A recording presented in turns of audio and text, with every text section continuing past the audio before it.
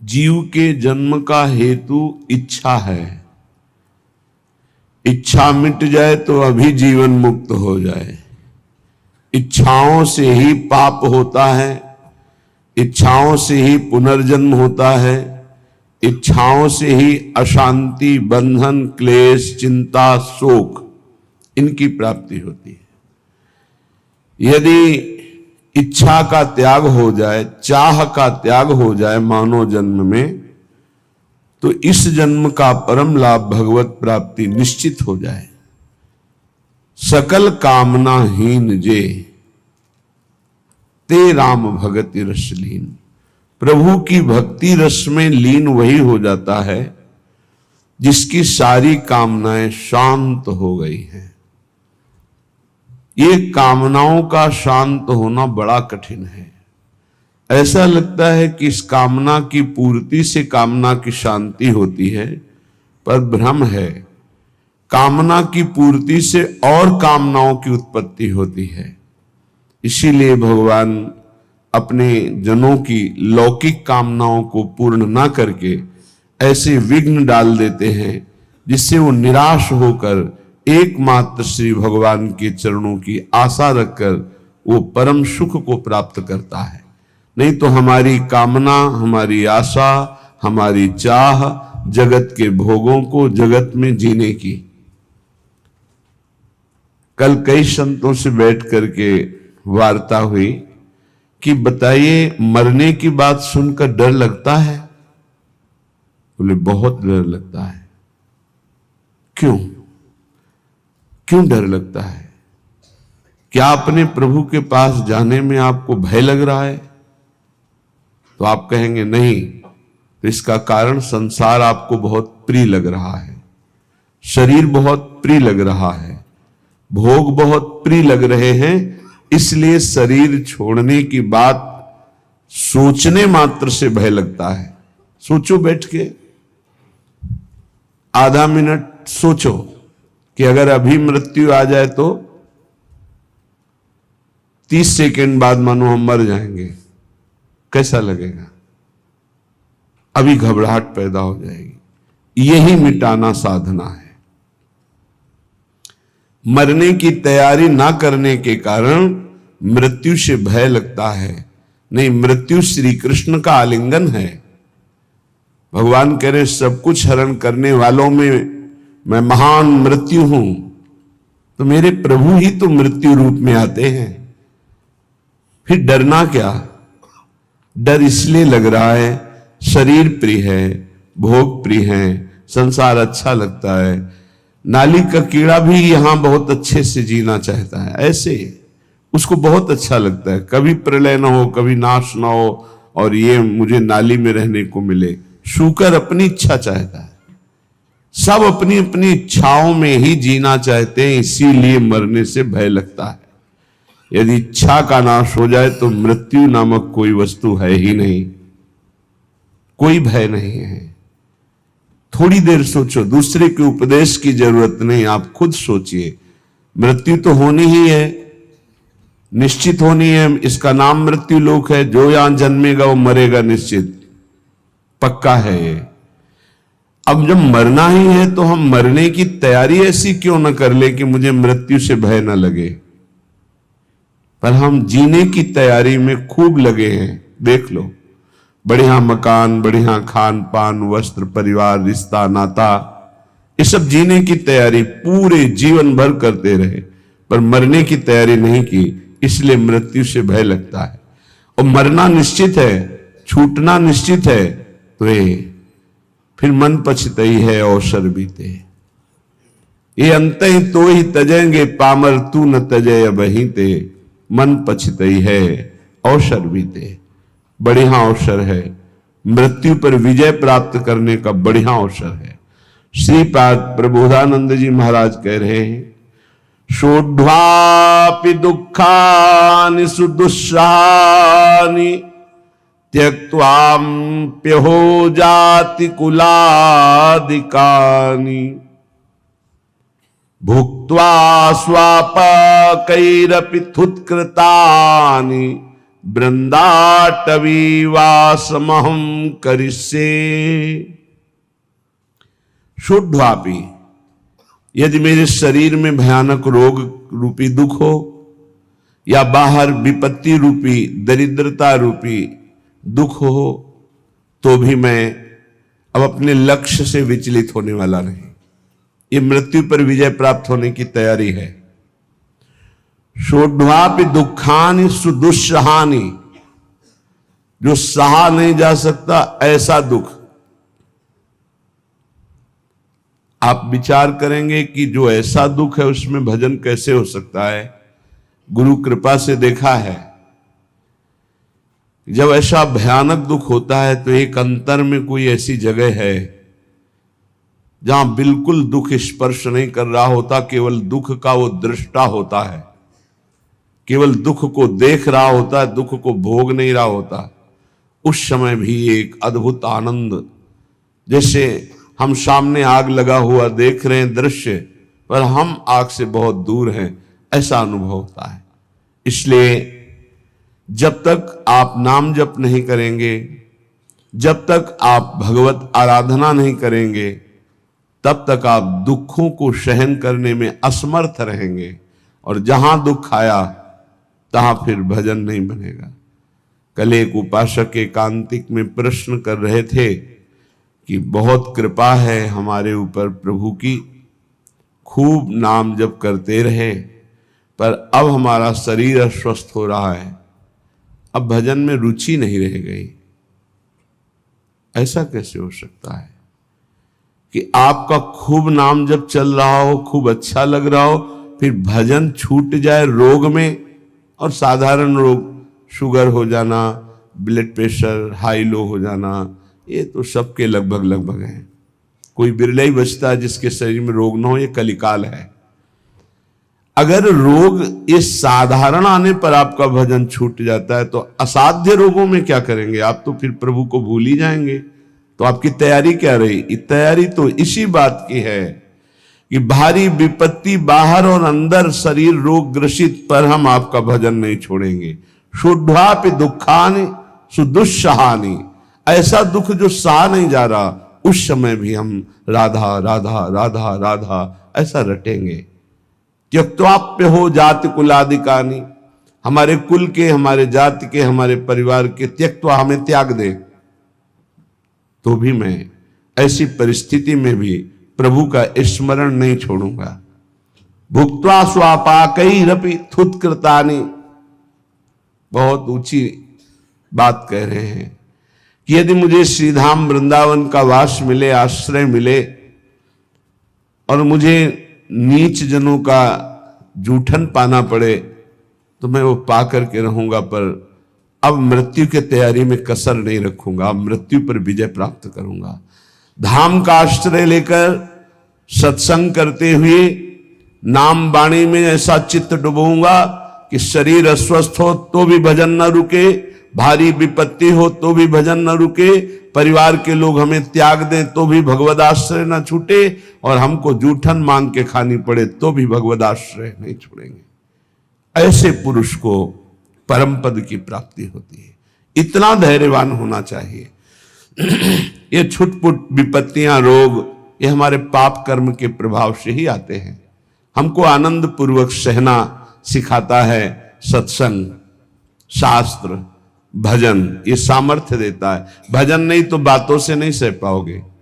इसीलिए यावत स्वस्थमिदं कलेवरम यावत च दूरे जरा, जब तक आपका स्वास्थ्य ठीक है, वृद्धावस्था दूर है, तब तक भजन कर लो।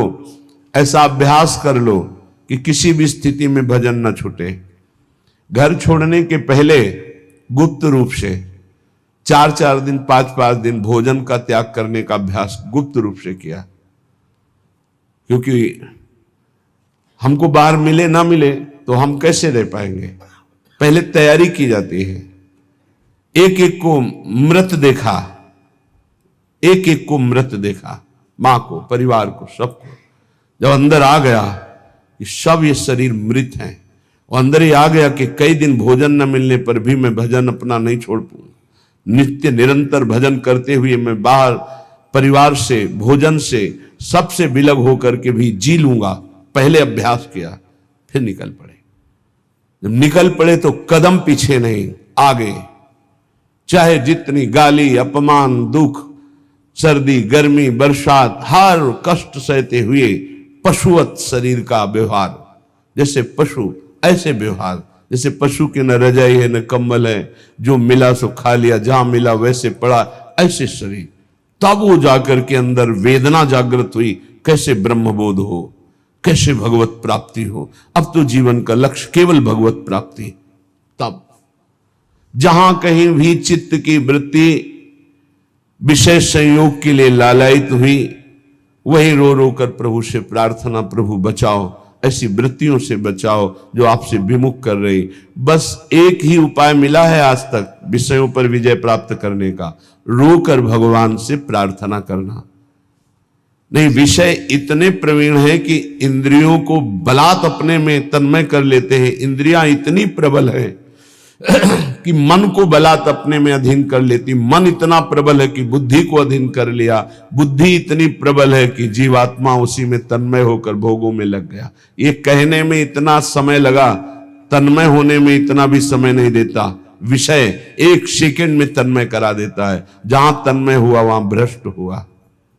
इसलिए कैसी भी परिस्थिति हो, भजन का अभ्यास कर लो। जीवन में एक ही बात दृढ़ निश्चय रही गुरु प्रताप से, हमारा स्मरण न छूटे। बस उसके लिए पूरा जीवन लगा दिया गया है, स्मरण न छूटे। हजारों के बीच में या एकांत में, भूख प्यास में या छके हुए, अपमानित होकर या सम्मानित होकर, सर्दी, गर्मी, बरसात, कोई भी परिस्थिति हमें भगवान से विमुख न कर पावे। कोई कहने वाला थोड़ी था परमार्थ में जब चले, कोई सिखाने वाला थोड़ी था। एकमात्र परमात्मा स्वरूप गुरुदेव हर समय साथ रहते, हमारे दिमाग में रहते। 3 बार गंगा स्नान, चाहे सर्दी हो, चाहे गर्मी हो, चाहे बरसात हो। एक ब्रह्म मुहूर्त 3 बजे 4 बजे के बीच में जब भ्रमण करते थे, अगर कहीं रुके तो 2 बजे के बाद उठकर गंगा किनारे। पर भ्रमण में ऐसी, क्योंकि पता नहीं कौन कहाँ घाट है, कहाँ स्नान करना है, तो 4 बजे के लगभग। फिर 9 और 10 के बीच में एक स्नान, और फिर 3 और 4 के बीच शाम। ये शौच लगे न लगे उससे नहीं, 3 बार त्रिकाल स्नान करना और त्रिकाल आराधनाएं कुछ गुरु प्रदत्त। अपने को जब तक आप दुख सुख में समान रखकर साधना में भाव नहीं रखेंगे, तब तक आप नहीं चल सकते। क्योंकि ऐसी परिस्थितियां माया डाल देगी। हमें बड़ा आश्चर्य लगता है, छोटे मोटे रोग, ब्लड प्रेशर लो हो गया या हाई हो गया या शुगर बढ़ गई, ये तो बहुत बड़ी बड़ी भयानक परिस्थितियों में महापुरुषों की दिनचर्या में कोई फर्क नहीं पड़ा। तिवारीपुर सेनपुर के समीप है, वहीं एक पंजीरी बाबा रहते थे। उनकी एक सिद्धि थी ऐसी कि इतना बड़ा पात्र था मिट्टी का, और हजारों दसियों हजार लोगों को पंजीरी ऐसे देते थे, एक एक मुट्ठी। कितनी भी 100 ग्राम 50 ग्राम उसमें डाल दी गई, बस लाल चला ऐसे ऊपर रख दिया, बस उससे देते चले जा रहे। दसियों हजार लोगों को पंजीरी बांट देंगे, उतनी ही बची रहेगी। ऐसे सिद्ध महापुरुष। पर उनका नियम था, सुबह 2 बजे रात्रि से लेकर के दोपहर 2 बजे तक गंगा जी में खड़े होकर मंत्र जपना। प्रारब्ध भोग उपस्थित हुआ, कछुआ ने काट लिया,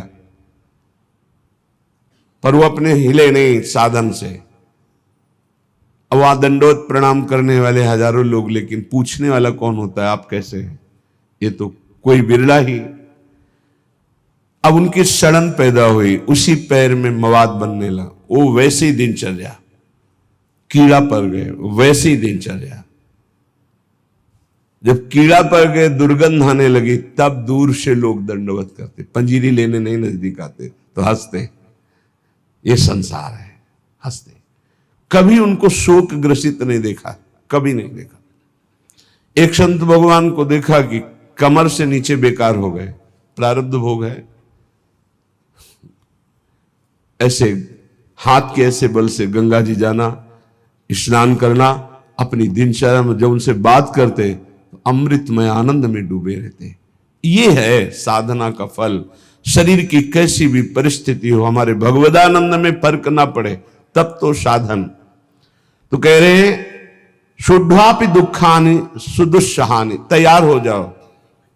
देखो ये तैयारी है मृत्यु पर विजय प्राप्त करने की। चाहे जैसी दुख की परिस्थिति हो, चाहे जैसी परिस्थिति, भजन न छूटे। आप भजन को पकड़ने की कोशिश करें, भजन आपको पकड़ लेगा। जिस दिन भजन पकड़ लेगा उस दिन छूटेगा ही नहीं, रात दिन गूंजता रहता है। कैसी उसको आनंद की अनुभूति होती होगी जिसका निरंतर मंत्र चलता है, नाम चलता है।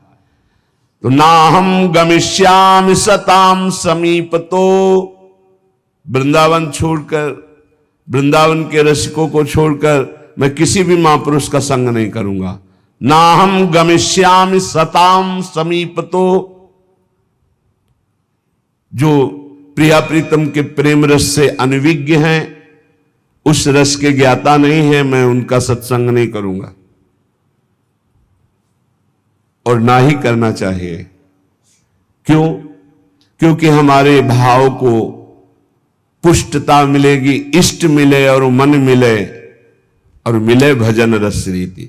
जहां इष्ट मिले, भजन रस रीति मिले, प्रेम रस का मन मिले, वही सत्संग में रंग आएगा, अन्यथा बाधा पड़ जाएगी। क्योंकि बहुत प्रकार की भक्ति है, बहुत प्रकार के भक्त हैं, बहुत प्रकार की साधना है, बहुत प्रकार के साधक है। तो हमारे समाधान का, चित्त के समाधान का विषय रसिक जन है। रे मन रसिकन संग बिन रंच न उपजय प्रेम। इसलिए महाप्रभु हरिवंश चंद्र जी भी कहते हैं, वृंदान सर्व महता मपहाय दूराद। बाहर के बड़े बड़े महापुरुषों को प्रणाम करके अगर प्रेम प्राप्त करना चाहते हो श्यामा श्याम का, तो वृंदावन के रसिकों का संग करो। तो उनके संग से, जिनका स्वभाव है सत्तारणी कृत स्वभाव, ऐसी श्री जी से आपका अपनापन हो जाएगा। तो ना हम गमिष्यामि सताम समीप, तो मैं नहीं जाऊंगा किसी भी बड़े महापुरुष के पास जो वृंदावन रस से दूर हैं। ना हम वदिष्यामि निजम कुलादिको, मैं कभी कुल का परिचय बता करके अपनी महानता देने वाले का मैं कभी संग नहीं करूंगा। क्योंकि महान वो है जो इष्ट में तन्मय है, ना कि जाति पक्ष में, कुल पक्ष में। ऐसी महानता न विद्वान पक्ष की। विद्यारूप मातु कुल धन जौवन अभिमान, इनका आदर नहीं होता। अगर इनका आदर होता है तो असत का आदर होता है, असत का संग होता है। श्रीपाद करें, ना हम वदिष्यामि निजम कुलादिकम, ना मैं अपने कुलादि का परिचय दूंगा और ना कुल का परिचय देने वालों का संग करूंगा। ना हम मुखम दर्शितास्मि कस्यचित्, मैं ऐसे का कभी मुख भी नहीं देखना चाहूंगा जो प्रिया प्रीतम से विमुख होकर के संसार के राग रंग में मगन है। वृंदाटवी वास कृतेति साहसी, मैं अत्यंत साहसी होकर के, असंग रह करके श्री प्रिया प्रीतम का निरंतर भजन करूंगा। आह कीदृक् पुण्य राशे, आहा कैसे पुण्य प्रकट हो गए कि हमारी श्री जी की करुणा उदय हुई और मुझे वृंदावन धाम का वास मिला, आने को मिला, दर्शन करने। आहा कीदृक् पुण्य राशे सुपरिणतरियम केयमाश्चर्य रूपा, कारुण्योदार लीला स्फुरति भगवतः कोनु लाभोद्भुतोयम। आहा मेरे सारे पुण्य फलीभूत हो गए, मुझे वृंदावन आने को मिला, वृंदावन में दर्शन मिले बिहारी जी के, राधा वल्लभ जी के, राधा रमण जी के, रसिकों का संग मिला, मेरे पुण्य फलीभूत हो गए। आहा आहा क्या आश्चर्य में करुणा उदारता प्रकट हुई कि मुझे परम रूप राशि श्री प्रियाजू के चरणों की शरणागति मिल गई, जो परम करुणा उदार का साक्षात वपु हैं। श्री जी के रूप का एक ऐसा प्रभाव कि रोए बिना नहीं रह सकते आप। करुणा, दयालुता टपक रही श्री जी के रूप से। वो मतलब सामर्थ्य के बाहर की बात है, कोई वर्णन कर सके। ऐसे नेत्र है, ऐसी करुणा है, ऐसा अपनापन है कि बस चिल्ला चिल्ला के रोने का मन होता है। तो कहते आहा, हमारे ऊपर कितनी करुणा हुई, केम आश्चर्य रूपा, कैसा ये आश्चर्य में रूप है मेरी प्यारी जू का। कारुण्य उदार लीला स्फुरति भगवतः कौन लाभोद्भुतोयम, जहां जिनकी करुणा उदारता का लाभ स्वयं भगवान ले रहे हैं, वो रूप हमारी स्वामिनी जू का। मैं उनका शरणागत हूं। यद्वा नाश्चर्य में तन निज सहज गुणम मोहित श्री विधिशा, मेरी स्वामिनी जू का ऐसा सौंदर्य है, ऐसा प्रेम है कि लक्ष्मी ब्रह्मा शिवादि देवगण भी मोहित हो रहे हैं। यद्वा नाश्चर्य में तन निज सहज गुणम मोहित श्री विधि ईशा, श्री लक्ष्मी जी, विधि ब्रह्मा जी, ईश्वर भगवान महादेव, उच्चैर वस्तु, ऐसी दिव्य प्रेम वस्तु वृंदावन मिद मवन उयत स्वयं प्रादुरस्ते, मुझे वृंदावन की भूमि ने प्रदान किया। श्री स्वामिनी जू का रूप, स्वामिनी जू की शरणागति, स्वामिनी जू का राधा नाम, जिसे लक्ष्मी जी, ब्रह्मा जी, भगवान शिव आदि देवगण भी मोहित हो रहे हैं। ऐसा प्रेम, जिस उदारता का लाभ स्वयं भगवान श्री कृष्णचंद्र जी ले रहे हैं, ऐसी स्वामिनी मुझे मिली। ये सिर्फ वृंदावन भूमि की कृपा। इसलिए मेरी जिह्वा रटन वृंदारण्येत्यविरत मटस्तत्र परितो, नटन गायन प्रेम्णा पुलकित वपुस्तत्र विलुठन, त्रुटत सरवग्रंथि स्फुट दतिरसोपास्ति पटिमा, कदाहम धन्यानाम मुकुटमणिरेशोस्मि भविता, मैं बन गया सबका मुकुटमणि। ये देखो, हम श्यामाजू के बल अभिमानी। कदाहम अहम धन्यानाम, मैं धन्यों में धन्य हो गया। मुकुटमणि रेशोस्मि, अस्मि मैं, भविता मैं मुकुटमणि बन गया। किस बात से? क्योंकि मुझे ऐसी प्यारी जू की शरणागति मिली, मुझे प्यारी जू का नाम रटने को मिला। तो रटन वृंदारण्य, मैं वृंदावन में रहकर राधा राधा राधा ऐसा रटूंगा। विरत मटस तत्र परितो, वृंदावन की गलियों में घूमता हुआ, नटन गायन प्रेमणा, नाचते हुए और पद गायन करते हुए। हा, पद गायन करते हुए। बन की कुंजन कुंजन डोलन, निकसत निपट साकरी बीथिन, परसत नाहि निचोलन। बन की कुंजन कुंजन डोल, साथ में प्रियालाल बन विहार कर रहे, भावना करते हुए उपासक पद गायन। देखी सखी राधा पिय केली, देखो सखी प्रिया प्रीतम कैसे प्रेम रस क्रीड़ा करते हुए वन विहार गहवर वन में कर रहे।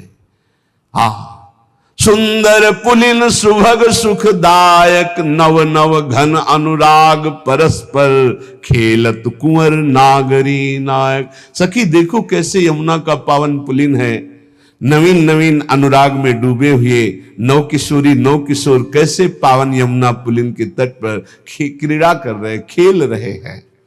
आज निकुंज मंजू में खेलत नवल किशोर नवीन किशोरी।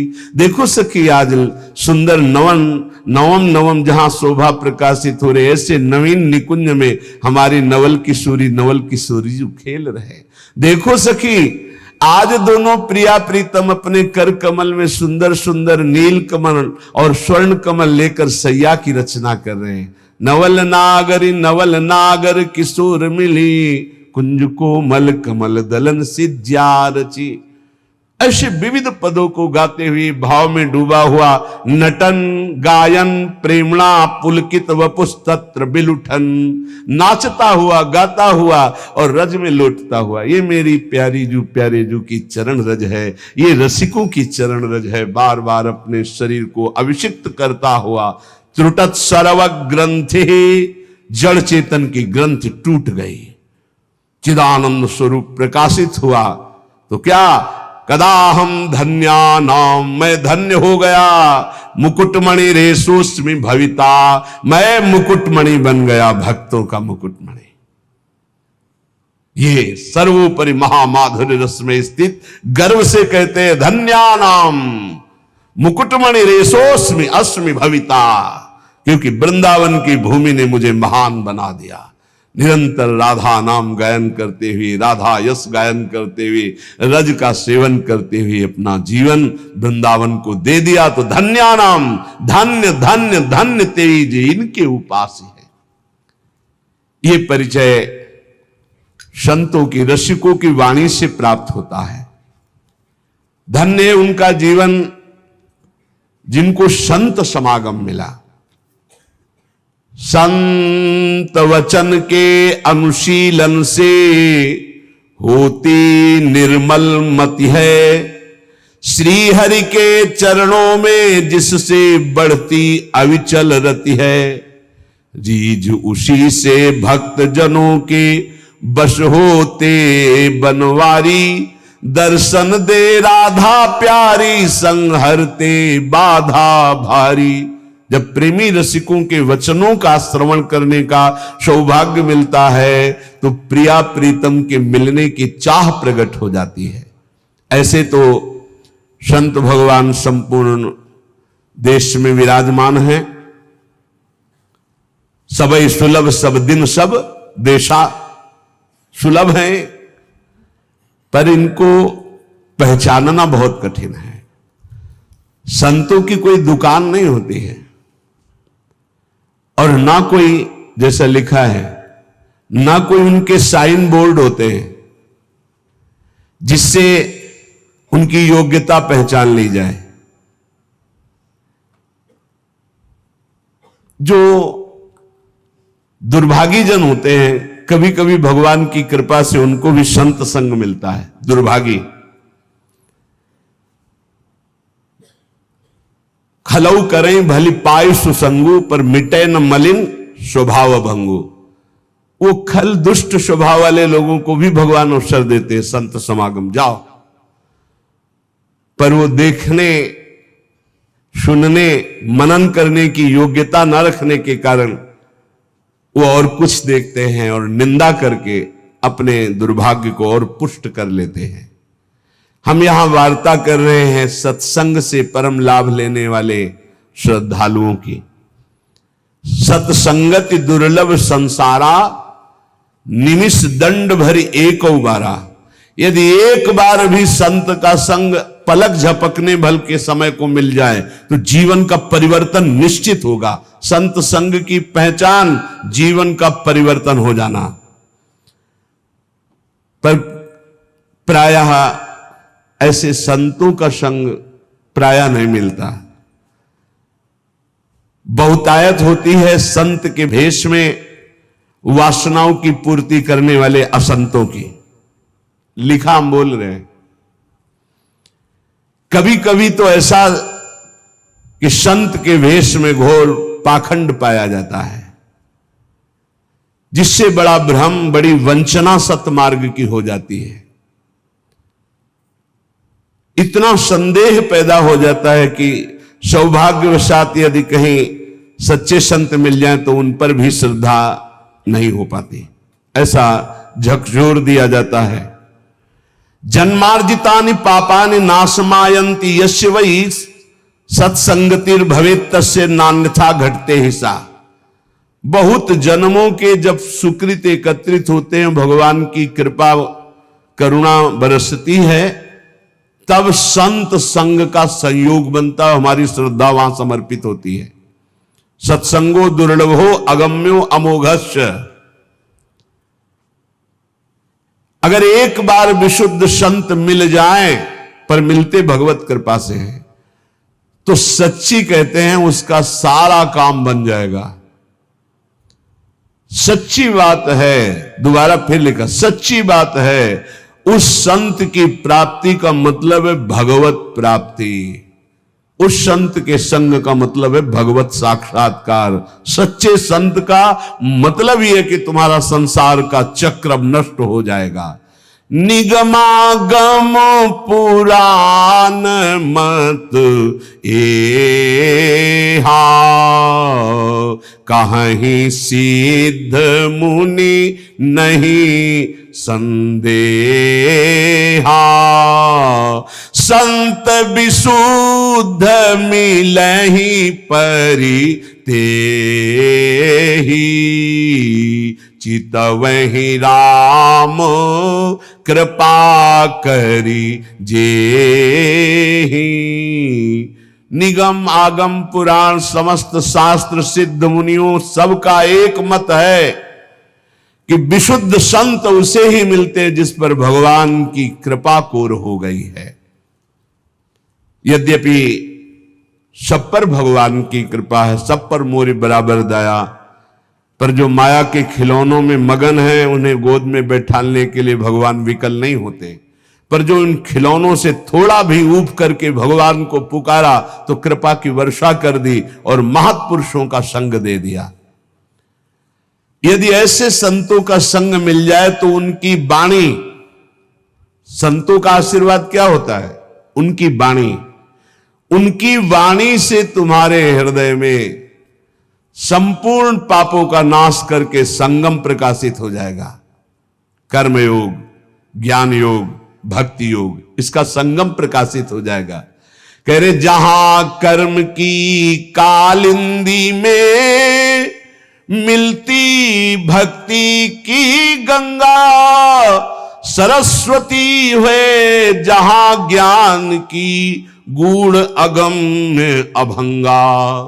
त्रिविध साधनों की बहती है सुंदर जहां त्रिवेणी, धन्य संतवाणी प्रयाग सी निश्रेयस निश्रेणी।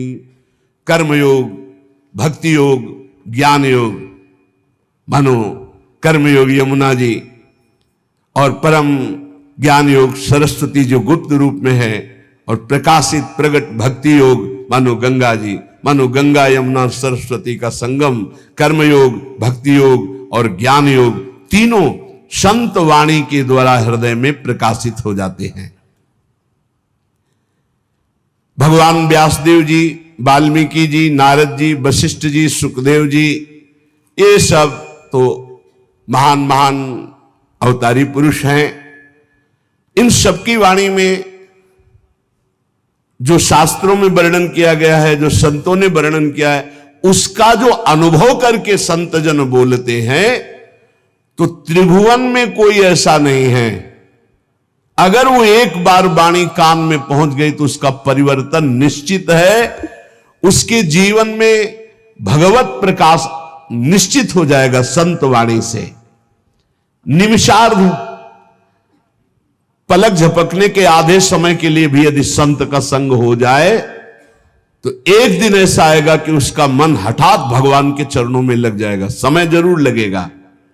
इसलिए प्रभु से प्रार्थना करो कि मुझे भगवत प्रेमी महात्माओं का संग मिले। प्राय बड़े बड़े संतों ने भी यही मांगा है। अविरल भगति विरति सत्संगा चरण सरोरुहु प्रीति अभंगा। आपके चरणों में अविरल भक्ति हो, संसार से वैराग्य हो तो कैसे हो? बोले सत्संगा, साधु संग से ही ये प्राप्त हो सकता है। बार बार बर मांगो हर्ष देव श्री रंग, पद सरोज अनपायनी भक्ति। अनपायनी भक्ति तो कहां से मिलेगी? बोले सदा सत्संग, वो संतों के संग से ही प्राप्त होती है। अनुभूति युक्त वचन संतों से ही प्रकट होते हैं। पढ़ लिख कर प्रवचन और अनुभूति युक्त वचन में अंतर होता है।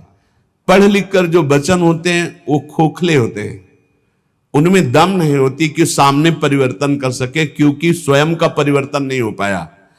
संतों के वचन में यह अंतर होता है कि प्रभु की कृपा का कारण विशेष उन्होंने अनुभव किया है।